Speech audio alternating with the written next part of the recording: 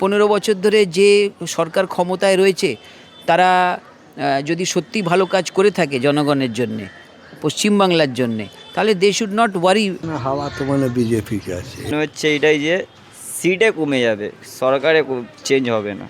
আপনার মনে হচ্ছে বিজেপি জিততে পারে? আর তৃণমূল কেন? এখানে চাকরি নেই। আমাদেরই প্রচুর বন্ধুবান্ধব, আমি বলতে চাই না, আমার ছেলে আজকে সে পরিযায়ী।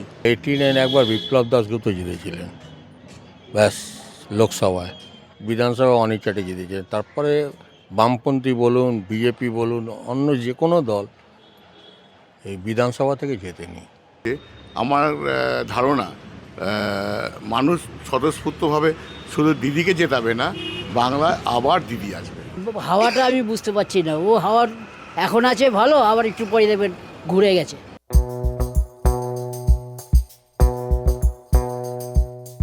আমরা এই মুহূর্তে পৌঁছে গিয়েছি ভবানীপুরে এবং এই বিধানসভা কেন্দ্রে মুখ্যমন্ত্রী মমতা বন্দ্যোপাধ্যায় বনাম শুভেন্দু অধিকারী একেবারে হাই ভোল্টেজ যুদ্ধ মুখোমুখি। এবং ভবানীপুরের সাধারণ মানুষ কি ভাবছেন, কাকে এগিয়ে রাখছেন, চলুন শুনে নেওয়া যাক। শুভেন্দু অধিকারী এদিকে দাঁড়িয়েছে, ওদিকে মুখ্যমন্ত্রী মমতা বন্দ্যোপাধ্যায়, একেবারে টান টান চলছে ভবানীপুরের খেলা। কি মনে হচ্ছে হাওয়া কোন দিকে যাবে? কোন দিকে যায় এখন কি বলবো বলো, আমি হ্যাঁ বলো কোন দিকে যায় এখন কি বলবো, ভগবান যেদিকে নিয়ে যায় সেদিকে যাবে এখন। কিন্তু ভোট তো আপনাদের ভোটেই জিতবে, যেই আসুক না কেন। হ্যাঁ, জিতবেই তো। তো দিদি আসবে বাঙালি, বিহারে ভাই যাবে।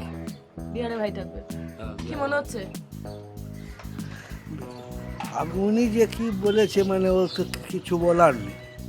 এখানে হাওয়া তো মানে বিজেপিকে আছে, এখানে তো নল বাঙালি। আচ্ছা, উনি বলছেন তৃণমূল, আপনি বলছেন বিজেপি। হ্যাঁ, হিসাব মানে এইটাই আছে। আচ্ছা, এখন দিদি আছে, দিদি মানে আছে এইখানের, সেইটা মানে আলাদা ব্যাপার আছে। এখানে আছে বিজেপির মানে হাওয়া। কি মনে হচ্ছে লক্ষ্মীর ভান্ডার পান? হ্যাঁ পাই তো। লক্ষ্মীর ভান্ডার পান, দিদি জিতবে এখান থেকে? হ্যাঁ দিদি জিতবে, আপনাদের এটা তো খুব আমরা কঠিন। চাই দিদি জিতুক। এইখানে প্রার্থী তৃণমূল মুখ্যমন্ত্রী মমতা বন্দ্যোপাধ্যায় এবং বিজেপির প্রার্থী শুভেন্দু অধিকারী। খুব কঠিন একটা গড়, খুব কঠিন খেলা। হাওয়া কোন দিকে ঘুরবে বলে আপনার মনে হচ্ছে? হাওয়া 50-50, জনগণ যেদিকে ভোট দেবে। দেখুন, জনগণ যেটাকে পছন্দ করে নেবে, জনগণ যদি মনে করে যে বর্তমান সামাজিক পরিস্থিতির মধ্যে তারা কমফোর্টেবল, তাহলে দিদি পুনরায় ফিরে আসবে। আর যদি তারা মনে করে যে no, we are uncomfortable, lot of deficiencies are there, শিক্ষাগতভাবে, আপনার চাকরির ক্ষেত্রে বলুন, স্বাস্থ্যের ক্ষেত্রে বলুন, সার্বিকভাবে যেটা হয়েছে আর কি, বাংলার যে পরিস্থিতি, বর্তমান পরিস্থিতিতে যা মানুষ নিজেকে ফিল করছে, সেটা যদি হয় তাহলে পরিবর্তন আনবে। এটা তো সম্পূর্ণ জনগণের উপরে। কারণ কি, জনগণ ফাইনালি যখন নেবে, ভোট বাক্সেতে যাবে, নিজের ফান্ডামেন্টাল কনস্টিটিউশনাল রাইটকে ইমপ্লিমেন্ট করবে, তারপরে একটা গভর্নমেন্ট তৈরি হবে, স্বাভাবিক কথা। এর মধ্যে থেকে যদি এবারে দেখুন, এটা একদিকের হয়ে গেছে ক্ষমতা দখলের লড়াই, এক্সিস্টেন্স অফ পাওয়ার, হ্যাঁ, টু রিটেন দ্য পাওয়ার। তাহলে 15 বছর ধরে যে সরকার ক্ষমতায় রয়েছে তারা যদি সত্যি ভালো কাজ করে থাকে জনগণের জন্যে, পশ্চিমবাংলার জন্যে, তাহলে দে শুড নট ওয়ারি।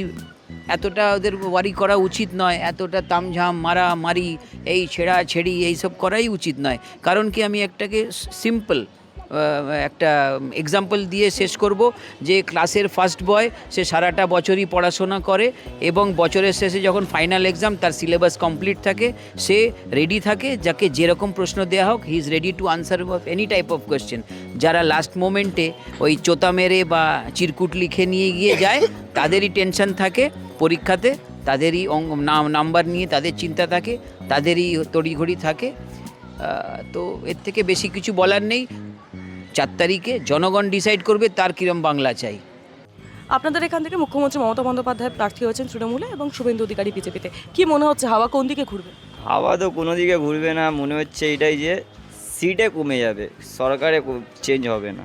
সিটে কমে যাবে কারা? মানে মমতা বন্দ্যোপাধ্যায় সিটে কমবে, কিন্তু সরকার কখনো চেঞ্জ হবে না। যুবসাথী পান না। কেন মনে হচ্ছে যে সিটে কমে যাবে?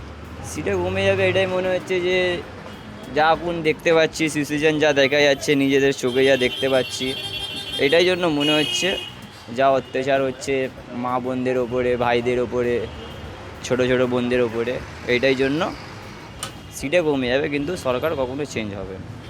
কি মনে হচ্ছে দাদু, এইবারে তো আপনাদের এখান থেকে মুখ্যমন্ত্রী মমতা বন্দ্যোপাধ্যায় দাঁড়িয়েছেন এবং বিজেপির হয়ে দাঁড়িয়েছেন শুভেন্দু অধিকারী, কি মনে হচ্ছে কে জিতবে, কোন দিকে হাওয়া ঘুরবে? আর আমি বা কি বলবো বলুন, সব উপরওয়ালার ইচ্ছা। সব উপরওয়ালার ইচ্ছা? হ্যাঁ, সব উপরওয়ালার ইচ্ছা।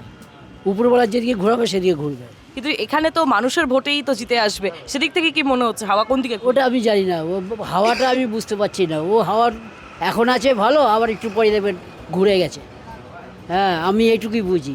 কে প্রার্থী? মুখ্যমন্ত্রী মমতা বন্দ্যোপাধ্যায় তৃণমূল এবং বিজেপির দিক থেকে শুভেন্দু অধিকারী। কি মনে হচ্ছে হাওয়া কোন দিকে ঘুরতে পারে এবারে? হাওয়া দিদি দিকেই আছে, দিদিই জিতবেন, দিদিই থাকবেন।